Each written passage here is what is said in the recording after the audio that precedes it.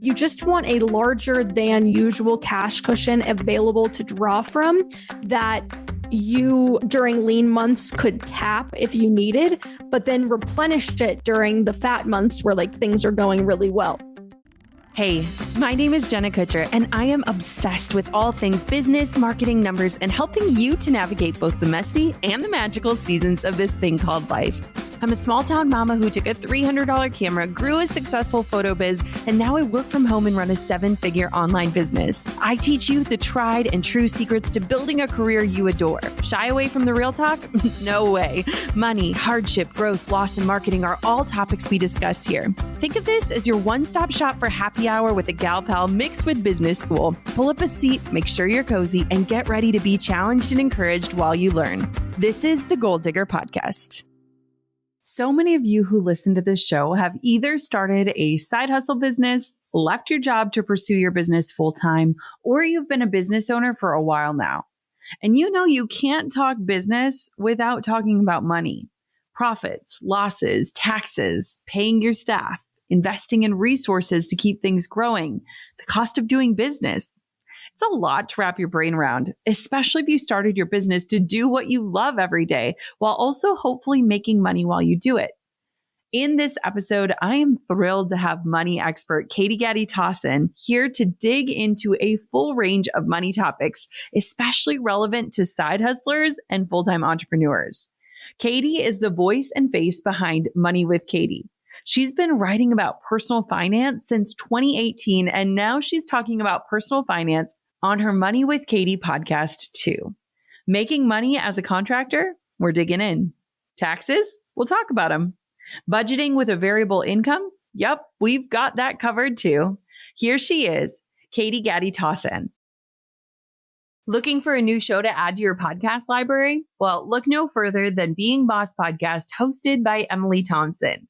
Being boss is an exploration of not only what it means, but what it takes to be boss as a creative business owner, a freelancer, or a side hustler.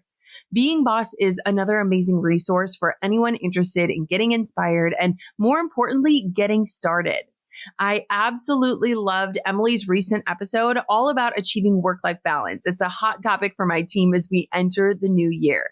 Emily shares 5 top tactics for achieving a good work-life flow, whatever that looks like for you. And I totally resonated with how she feels about balance. Being Boss is brought to you by the HubSpot Podcast Network, the audio destination for business professionals. Listen to Being Boss wherever you get your podcasts. Today's episode of the Goal Digger Podcast is brought to you by Nikon. Nikon's new Z30 is the camera creators have been waiting for. Head to nikonusa.com/goaldigger for details. Okay, I feel like I landed a guest that I have had on my radar for so long. Katie, welcome to Goal Digger. Oh, thank you so much. It is so surreal to be here. Oh my gosh. You know, what's so fun is like nothing, like I am the person who like literally like whoop, like hollers when I see other women just like crushing it. And whenever I scroll the business podcast on iTunes and I see you and Money with Katie, I just like audibly cheer. It's so exciting. So this is just really great. Okay. So first, I just need to know some of your backstory. Now I've listened to your show. I've heard more of the recent things that have gone on in your life. Take me back a little bit. When did you first become interested in personal finance? Oh my goodness. Well, I used to be super avoidant with money. And if I had it, I was spending it. Like money really burned a hole in my pocket. And I think my parents candidly were really worried about what kind of adult I was going to be once I had steady access to a paycheck, because like the moment I got cash, I was at the mall. And I think, to be honest, like nobody comes out of the womb naturally good with money. This is not something that like anyone is just born innately talented with. I think it's like anything else in life. We have to learn it. But I think once you're locked in a fluorescent room in a corporate setting for 40 hours a week, I think you start to value money more because you know what you had to go through to get it. And previously, before I started working, the only money I ever could get my hands on was like, $200 a month, which was my allowance in college from my parents. Or I would work, the like $8 to $12 odd jobs on campus and like scrounge up money from those between class and extracurriculars. So when I first got my job, it was mostly more of the same. I kind of refer to it as my like 1970s free love period of personal finance because I just spent like everything I was making on bars and fast fashion and like random stuff. But it occurred to me 6 to 12 months into working full time, like, girl, you are on a hamster wheel. Like you are never going to be able to retire at the rate you're going, because I just had very little to show for the fact that I had just worked for nearly a year. And, you talk about this in your book. How are you really that like you almost feel guilty for not being more grateful for the day job? But I was reaching the point that I knew I didn't want to do it forever. And that's when I first started paying attention to personal finance advice and like taking the time to really learn the basics. And then it was just one of those weird things where like I became obsessed with it and I'm still obsessed with it. Isn't that wild? So wait, what was your day job in? What were you doing? And what was the vision? Yeah. So it was a great job. That's the thing. I feel like when I talk about this, I make it sound like I was like strapped to a furnace in the boiler room of a basement. Like it was not a bad job. I was a brand copywriter for Southwest Airlines. So like when you go into the jet bridge and you see the like jokes about 2 bags fly free on the posters, or like you go to southwest.com and it's like, oh, sale $49. That was my life for like 2 years straight, as just coming up with puns. And that's why like 6 to 12 months in, I was like, all right, I don't know if I want to do this forever. Yeah. Good gig. But it just, I knew in my like gut that it wasn't my like purpose. Yes. Okay. So walk me through how this like self-discovery and also this curiosity propelled you forward, because I often think in life, so often we put so much focus on like the education piece of like, you get your degree and all these things. And if I could change anything, like, especially when I think about my daughters, I wish that they could job shadow the job they think they want for a full year before they go to get the degree that they need. Because a lot of times it's like we go through school with this vision of what the job will be. Job isn't exactly what we think. Now we have this degree and this piece of paper, but we don't know where to go. So how did your curiosity with finance lead to what we see today with Money with Katie? I love that question. So I think it's funny that you mentioned college, because I think a lot about the student loan debt crisis in our country, and how not only do you not shadow somebody ahead of time, but like they don't even tell you typically how much the job that you want to go into makes, like until the end of college when you've already got all your debt. So unless you are a very forward thinking 18-year-old, which let's be honest, many of us are not, we're probably not sitting there Googling how much does a public relations professional make. I was just told at 18, you're a really good writer, you're really analytical, you're strategic. If you want to make money writing, you should go into PR. So I was like, sweet. And then I turned, 21 and I'm graduating, and it's like, oh, the starting salaries are $35,000. And I was like, that's for a year to $35,000. Oh, okay. So I was lied to. Fortunately, I didn't have any student debt, but anyway, I think that the way we approach college in the 21st century is really, really bizarre. And I love that you're thinking ahead for your daughters and kind of like, the type of exposure you want them to have. So did you know I went to school for PR, and I literally envisioned, being in the hills, like Lauren Conrad, Teen Vogue, 17 magazine. And that was the dream. Or whatever it was. That was the dream. Literally, where I'm like looking back and I'm like, same thing. I was in PRSSA. That was PRSSA.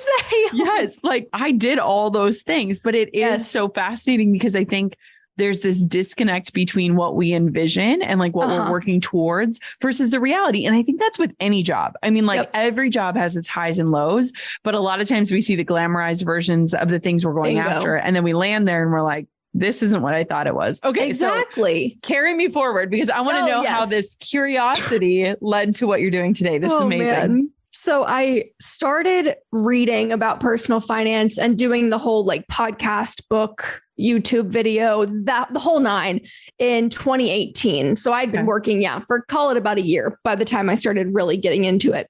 And that went on that way for, I don't know, 2 years, like where I was just really enthralled and was just digesting so much information and trying to get my hands on as much as possible, because I saw in my own life, like I had worked for a full year. I had, I don't know, $10,000 to $15,000 in savings, which happenstance, right? There was no plan in place. It was just like, oh, there's money left over this month, or, oh, there isn't any left over this month. And when there was, I would just transfer it over to savings and like call it a day. But I started to really get proactive about my finances. And in that 2-year span, had worked my way up to a net worth of around $100,000 at 25. So after experiencing that, I was like, it's pretty amazing that like just some simple awareness and some intention got me to a 6-figure net worth this young. And I was, kind of knew, generally speaking, like what my friends were working with, and they all had similar salaries, but had not really been saving intentionally or investing. So I think that was kind of the turning point of like, I kind of want to add my voice to this conversation. I would like to somehow contribute to this and write about it and talk about it in a way where it's something that I would want to read. Like, how would I describe this to my other friends that don't care right now? How do I make them care? And how do I teach them what they need to know? So I think that was kind of the impetus for Money with Katie, but it really, like, I always talk about it almost like a gestation period where like I had this like knowing and this feeling that like I'm supposed to be doing something, but I don't know what it is. And like, I just know something's not right. And I felt that way for months. And then when the pandemic started and we were home a lot in April of 2020, I remember sitting down and just like typing in the domain name Money with Katie, and it was available. And I was like, sweet. So I just bought it and was like, I'll figure that out later. But ended up sitting there for 8 hours and like building the whole site, writing several posts, just like going all in, and then getting up 8 hours later and being like, oh my God, 8 hours just passed. Like I was just so deep in flow state. I didn't even know what was going on. I had no idea. I just spent all that time doing it. And I think that moment was really where I was like, I'm onto something. Like this, I haven't felt this way about anything. And I don't know how long, if ever. So that's kind of how it all started. Oh my gosh. I love that. You remind me that I own like 832 domains. Just in case.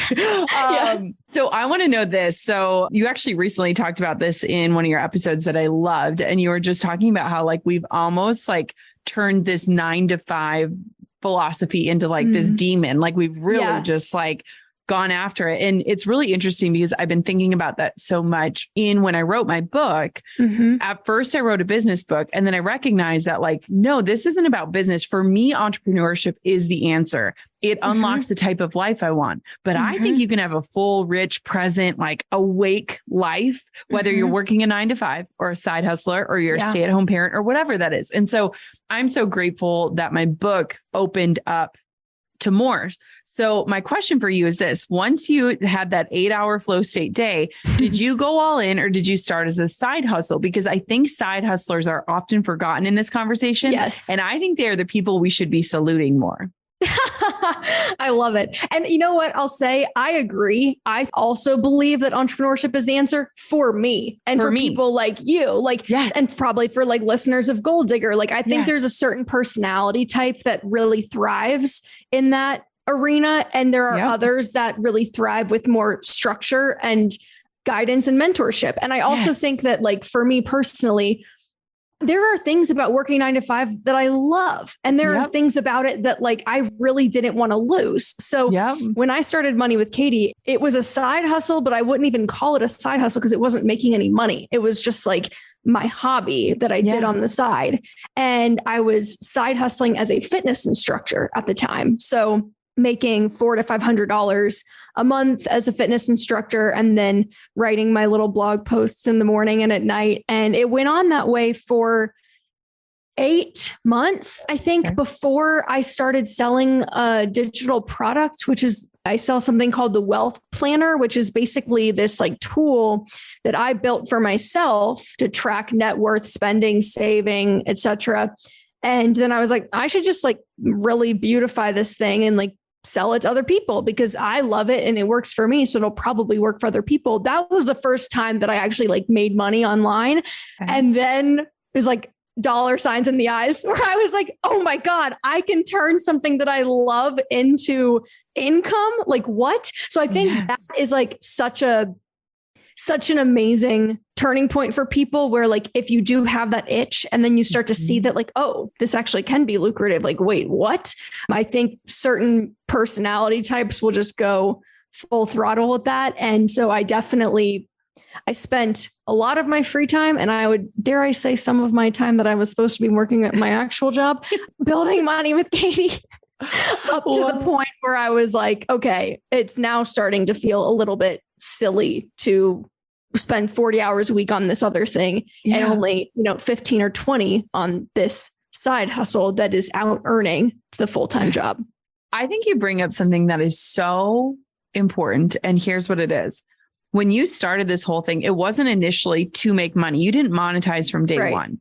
And I think a lot of times people attempt to do that and they almost back themselves into corners again, right? Like we start businesses to have more freedom. And then somehow along the way, we find ourselves working 24/7 or not fully, passionate about what we're doing. And I love that you started it without money involved, where you were just pouring and serving and experimenting without the pressure of like deadlines and paychecks, because I think that changes things. And it also makes you appreciate those first dollars. Like I used to think it was so silly when you go into a restaurant and they have like their first dollar they ever made framed. And I'm like, oh, no. Every entrepreneur will remember where that first sale came from, because it's like the first time you make a sale and it's like someone you don't know. And you're like, wait. You feel like you're like breaking the rules a little bit. I felt like it was like a cheat code. And I think to your point, I always say this, like when people will ask now in a very it's very flattering, but they'll be like, how did you have the time management skills? How did you have the discipline to do both? And I will be like, I had no self-control. I just loved it. Like, I really think the secret to successful people, and not even really counting myself in that group, but from what I can tell, the people that are the most successful are the ones that are so obsessed with what they're doing that you couldn't stop them from doing it. Like they are irrationally obsessed with what they do. And I think that is kind of the secret sauce. It's not discipline. It's not self-control. It's not fancy calendar apps. And I mean, I'm sure some of that stuff plays into it, but like at the end of the day, the bedrock foundation has to be just like an unwavering devotion to that thing. Yep. Oh, I love that. Okay. So let's dig into some of the like specifics. So speaking of side hustles, like what are some financial considerations for someone that is wanting to or starting to add a stream of income while maintaining a full-time job? What is something that they should be thinking about? Well, first of all, I will say, if you're at the point where you're adding new streams of income, you are already in a very impressive upper echelon of earners and hard workers, because fewer than 10% of Americans have more than one stream of income based on some 2020 census data that I downloaded from some very janky government website. So good for you. And as far as financial considerations go, I think there are a few ways to think about this. So the first is through the lens of taxes.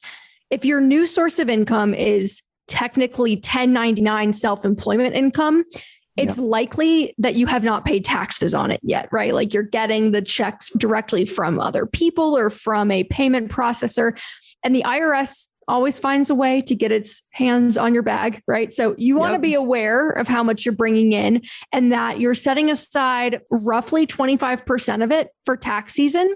And if you're going to continue to earn self-employment income and you eventually won't be paying any taxes through your W-2 wages anymore. So like, you have full-time employment right now, but say you're leaving that to just do the side hustle, you'll have to look at starting to pay quarterly taxes on that self-employment income. And that's because income is taxed as you earn it. So you can't go a full year without paying the IRS anything. But for those of you that have a full-time job and you're just doing something on the side, 9 times out of 10, a lot of your tax liability, the majority of it, is going to be handled through those W-2 wages. So you shouldn't have to worry about quarterly taxes, I wouldn't think, but you just want to make sure you're setting it aside because you probably will owe something on that income when the time comes. The good news is that there are a few really great ways to minimize that tax liability on self-employment income. The first and easiest that I would know is opening what's called a SEP IRA, SEP, and then IRA, and making employer contributions because you're your own employer now. So you get to make these contributions to this account as if you are the employer. So the SEP IRA is a pre-tax investment account that you can contribute 20% of your net business income to and defer taxes on the income for later. So if you've made your business official, meaning like you've incorporated and you've got an EIN number, you can open something that will probably allow you to put in a little bit more, which is a solo 401k. And you can make employee and employer contributions to that. The second thing that I would think about is through the lens of budgeting. So often when we start to make more money, we don't tend to buckle down. We tend to ramp up. So if you're not paying attention, you'll probably see more zeros in the checking account and then start spending accordingly, which is totally natural. I mean, it's a very normal reaction. And I think everybody kind of falls victim to lifestyle creep in some way or shape or form. I know I have, but it's just important to revisit your numbers once you do have a recurring source of extra income and make sure that you are bumping up saving and investing too. And that it's not like the leaky bucket problem where you're putting more money into it, but like it's just going back out the door. So those would probably be like the first major considerations that I would think about. Trust me when I say I am not the most tech savvy entrepreneur out there. Like, you will not hear me saying it's almost too easy when I'm talking about tech, because tech usually isn't easy, especially for me. Tech for me is usually too complicated, too busy, and too frustrating when it should be just plain easy. Until now, HubSpot's CRM platform is ridiculously easy to use, learn, and love. That's because it's a handcrafted, sophisticated system designed for the way teams actually work, not a bunch of cobbled together tools that don't work well together. With a suite of powerful tools that seamlessly connects your teams and customizable hubs that you can add or subtract as you grow, it's not almost too easy to use. It's easy to use, period. Imagine giving your clients a delightful experience and having a delightful time doing it. Learn how HubSpot can help your business grow better at HubSpot.com. You've heard the story a million times. I started my career with nothing more than a $300 camera from Craigslist and a dream. Well, that camera, it was a Nikon, and Nikon just introduced the perfect camera for you. Meet the Z30. It's packed with features you need to vlog or stream or create with ease. When paired with the creator's accessory kit, the Z30 comes with all of your greatest needs in mind, like a handheld grip, a tabletop tripod, a Bluetooth remote, on-camera microphone. They've got it all. The Nikon Z30 can help you get your work out into the world. This is the camera that creators have been waiting for. Get your Z30 today at nikonusa.com/golddigger. That's nikonusa.com/golddigger. Ooh, I love this so much. And, it's funny because I feel like it's so easy as entrepreneurs to look back and be like, I did 8 bajillion things wrong. Yeah. But one of the things I did right was hire an accountant before I'd even earned $1. And it was so funny because I had set up my stuff on LegalZoom and I had filed not as an LLC. So then I had to basically undo all my sole proprietorship things, but like things like that, where it's like, that will save you in the long run to have advisors and knowledge around like what is going to work for you. And I think a lot of people are hesitant to spend, but it's like you're spending for security and to probably save in the long run. Definitely. So I love all of that. And I also, the lifestyle creep thing is so real. And if you have a side hustle and you are able to just save all of that money, agreed, and leverage the security of your full-time job to help fund the dream, I just think it's going to give you like the landing pad to feel confident when and if the time is right to go all in. And so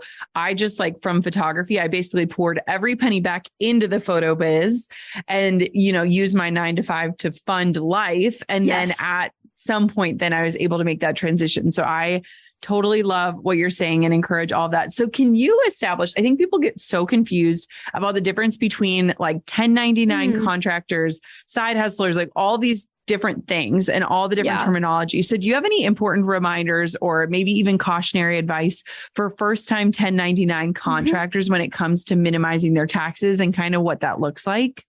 Yeah, for sure. So I would say the first like proactive thing would be those investment accounts where like, hopefully, yes, if you are saving that income, like you can set 20% of it aside and not pay any taxes on it, which is great.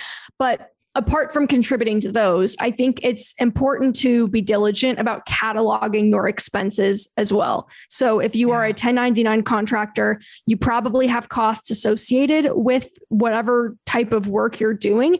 And especially because I think we often spend pretty freely for our businesses. To your point, you were investing everything back into the business.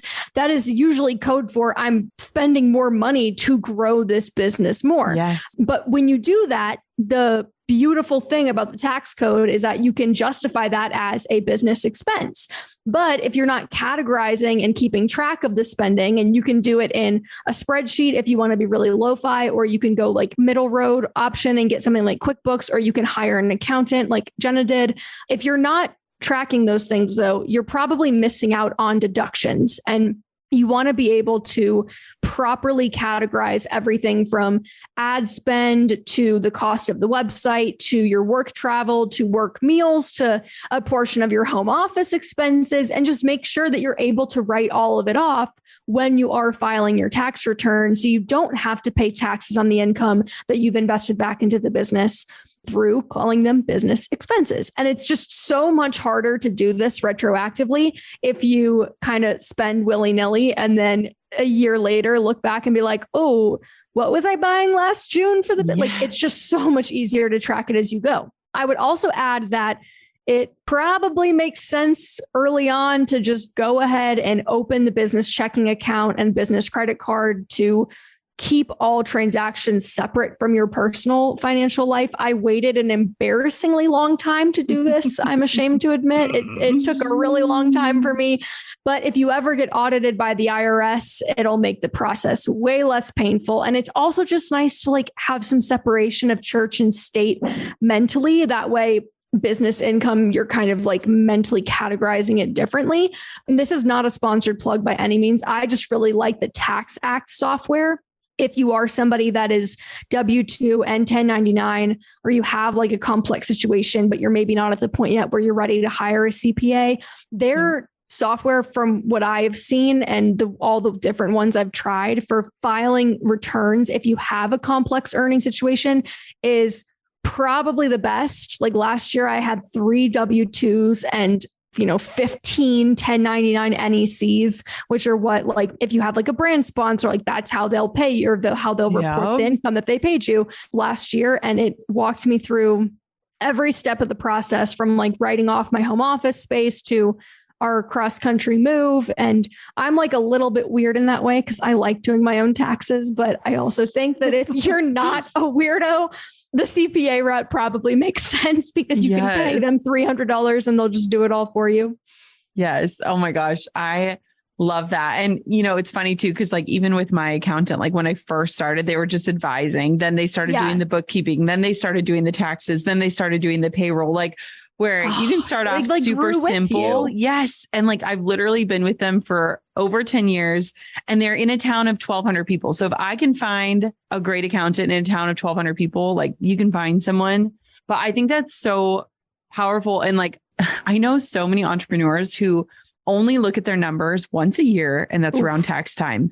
And that is like the worst thing, because they're like, I have worked so hard. And then when they actually see profit and loss statements or a balance sheet, they're like shocked that they didn't make more, or that like they're, the numbers that they thought they would see are totally different once you take out all the expenses and things. And so I just think if you can get in the practice of like monthly check-ins, whether you get Katie's amazing like wealth sheet and like work through that once a month, or you have an accountant that sends you, your QuickBooks or whatever that looks like, I think it is so powerful for you to have this monthly snapshot, because it really helps for you to see too. Sometimes you're spending so much time on things or projects or offers that don't even move the needle. And it's like, if you could go all in on the thing that is giving you the results, it could totally transform your business. So I think this is you said so good. I had that same sentiment about one-on-ones. I used to do little like one-on-one consulting calls, And I would charge, I don't know, like $120 for that. Yeah. And I would look at, that's how I realized though, is actually month to month tracking and going in and paying attention to where revenue is coming from, being like, I kind of dread those and they're not scalable. And I'm really just trading my time for money. And, it makes up less than 10% of my monthly revenue. Screw it. I'm just not going to do those anymore. And it was like the easiest decision ever once I just defined kind of my output versus outcome of, how much effort do I want to invest in order to make a certain return. And it's just really, really hard to make those types of decisions if you're not close to the numbers. Yes. I want our listeners to go back to your episode from June 8th on Money with Katie. It's building a 6-figure side hustle, monetizing content and budgeting with variable income. This episode is pure gold. And you actually talk a lot about these certain topics in it, in that finding, a lot of times we're trading time for money. And I often think that is a requirement to get things off the ground at times, right? You learn so much, you recognize where there are themes or trends or where you're repeating yourself or things like that help inspire things that you can create once and serve many with. But I loved hearing your journey about how you did that and how you were paying attention, wait a minute, this guide that I made is bringing this in. And if I can create some sort of structure around the promotion of this, and so I really loved that because my brain naturally thinks in that way, but a lot of people don't. And so I loved hearing your process in establishing, here's what's moving the needle. Here's how I capitalize on that. And here's how I figure out how I'm moving forward. So everyone go listen to that episode. I loved it. Okay. So let's talk about variable income because you actually touch on that in that episode. Yeah. And it's something that entrepreneurs don't talk about enough. And for almost every line of entrepreneurship that I can think of, there is going to be a degree of variability in your income. There will be themes, trends, you'll see seasonal things.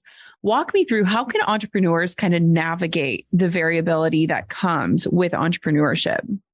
Yeah, I think my best advice, and I'm saying that with the caveat of I'm not a financial planner, I'm just an obsessor, but my best advice for variable income has 3 main components. So the first is establish the cash cushion / slush fund right out the gate.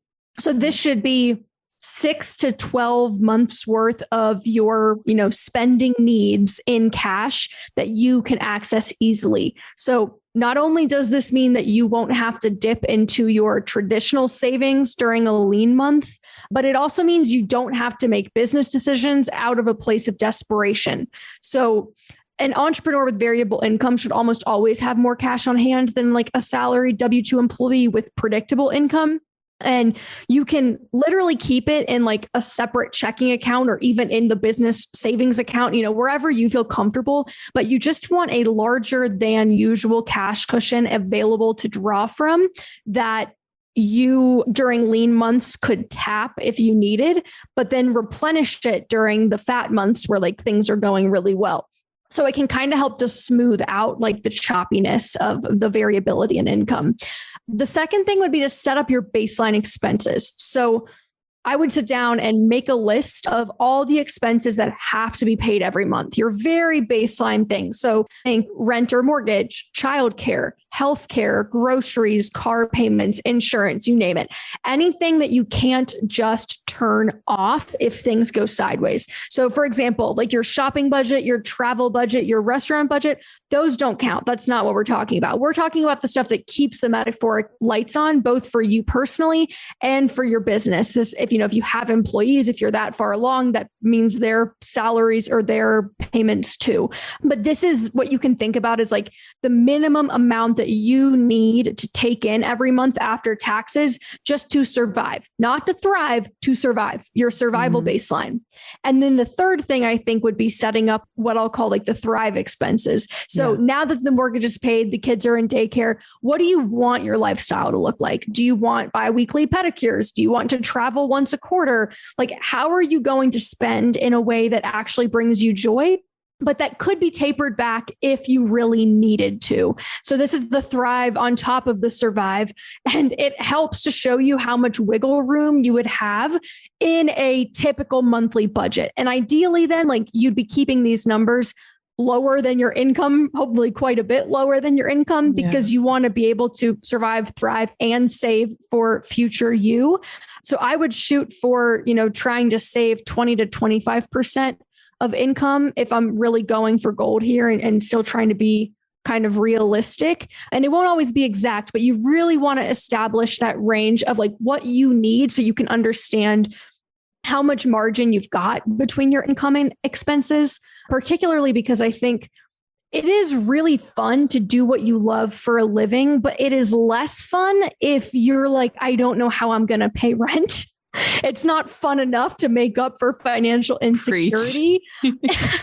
So I think getting really clear on those things ahead of time can almost help you stay grounded in reality. Like if you know that your business can bring in $4,000 a month, but you need $4,500 a month to like live the life you actually want to live, it's probably not time to go full time yet. Like you probably need to continue to grow and ramp up with the foundation or the security of a steadier paycheck, so that you're not having to make those decisions out of scarcity and fear, which I think is, the quickest way to start whittling down the success and potential of a business is to start making decisions based on like, oh, I need this money next week, so I need to sell something.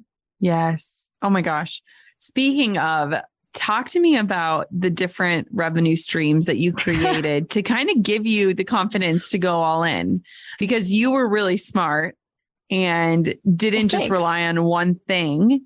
And so walk me through just a few of the ideas, because maybe it'll get somebody thinking through just different ways that they can add more security and not rely on just one thing to survive. Yeah. Well, I feel like I'm cheating when I answer this question because I was very risk averse about going truly full time. And if you listen to the episode that Jenna mentioned, you will kind of get the deepest deep dive, but to keep it semi high level, I did start by selling those low ticket digital products. So like 25 to 30 bucks a pop, and then eventually layered in several other sources of income. So like higher ticket courses, still not what I would consider traditionally high ticket, but like a few $100s, sponsorships from brands and affiliate marketing income. So I would say it took me, 8 months to start selling digital products, 4 more months to get a sponsor, and then another 8 months or so to add the next several sources of revenue. But I think the reason that I am such a fan of really diversifying as soon as it makes sense is that the first full year of monetization for Money with Katie netted around $225,000 in profit, and with very low costs associated, right? Because it's really just me pouring into the content as opposed to having to sell physical products, which is a great benefit of a fully digital company. Mm-hmm. But at its height, what I think is really crucial to highlight is there were roughly 12 different streams of income across various products, various sponsors, and affiliates. So I knew some months, certain things would be higher than others because something was more timely, or there was just, for whatever reason, an anomalous bump in something, just like there would be an anomalous down month in something. But that was okay because I had this 12-legged stool that I was relying on. Yeah. But the funny thing is that I didn't end up actually taking the full-time leap in the traditional sense. I sold my brand to the larger media company Morning Brew, which basically then morphed Money with Katie into a 9-to-5 with a revenue share component. So that kind of perfectly fit my risk tolerance of wanting to continue to grow, but wanting the stability of traditional full-time employment. That happened in January 2022. So I would say 18 months after I started Money with Katie. So it didn't take a long time, but it also didn't happen overnight, right? There was a lot of, it was consistently 2 long form pieces and countless short form pieces every single week for a year and a half that, laddered up to that outcome. Oh, I love that.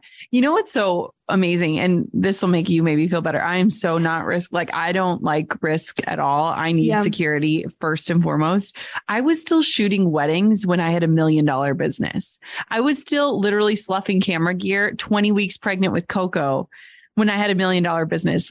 here's the thing. Oh my God. I am so slow to abandon what has gotten me somewhere where like, you know what I mean? And so it's so funny because I was recently with someone who reminded me of that. And I was like, oh my God, you're right. And they were like, you were just like holding on to it because you were like, who am I without this? And I mean, I think that's totally an identity thing as well. Dude. But at the same point too, it's like, for me, security is like the number one thing because I feel like I can't be creative if I don't feel safe and secure. Preach. Amen. And so same exact. That's how most entrepreneurs are. And it's like, that's why I think what you're saying is just so powerful of like not acting out of desperation and having some sort of plan and like having savings in place, because I think true creatives thrive when there's this level and degree of safety and security that allows you to really keep the passion alive.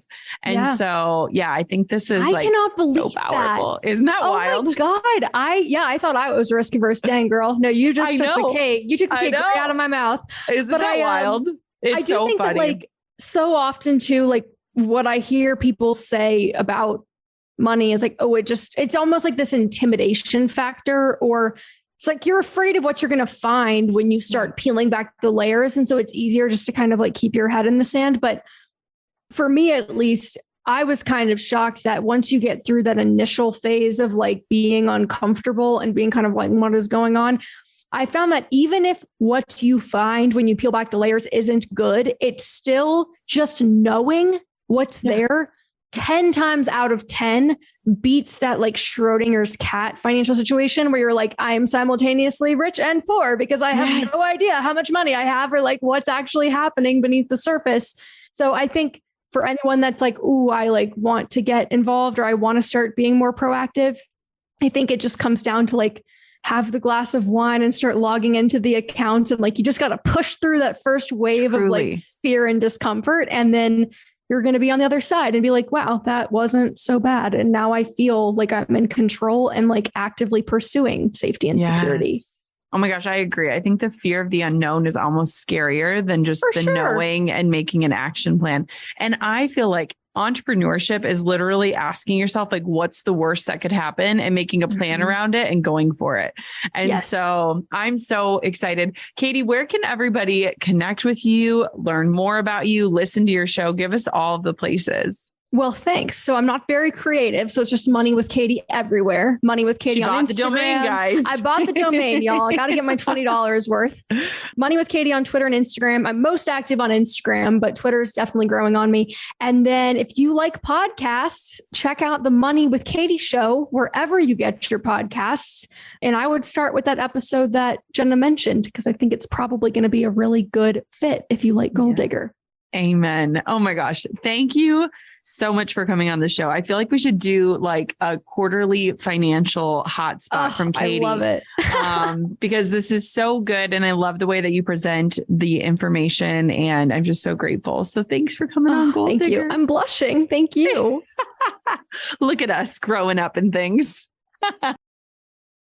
When people ask me what I love about podcasting, it's this. It's getting to have conversations with fascinating people, with experts, with people who are so much smarter than I am. And I just loved this conversation with Katie. And I really loved her origin story about how she just became curious. And then that curiosity led to an obsession, and that obsession led to sharing that knowledge. And I just think it's so powerful. It's such a reminder for all of us, like your curiosities aren't random. And it's up to you to pursue them in whatever way you feel called to. I hope today you leave with so much new knowledge, with some encouragement, with enlightenment on the topic of finances. And I can't wait for you to dig in to yours and to see what's possible for you and to create a plan that gives you the safety and security to stay creative. Thank you so much for listening to another episode of Goal Digger. If you haven't taken a moment to rate and review the show and you love it, will you do that? It helps us so much. And I know as a podcast host, Katie would also agree on that. So take a second, send this episode to a friend who might need it, leave a rating and review. And thank you so much for listening to another episode of the Goal Digger podcast. Of course, until next time, keep on digging your biggest goals. I'm over here giving you a virtual high five because you just finished another episode of the Goal Digger podcast. Did that go by way too fast for anyone else? If you want more, head over to goaldiggerpodcast.com for show notes and all the discount codes from today's sponsors. And if you're looking for a new crew of movers and shakers like you to bounce ideas and ask questions, be sure to join my exclusive community for Goal Diggers on Facebook. The link's waiting for you at goaldiggerpodcast.com.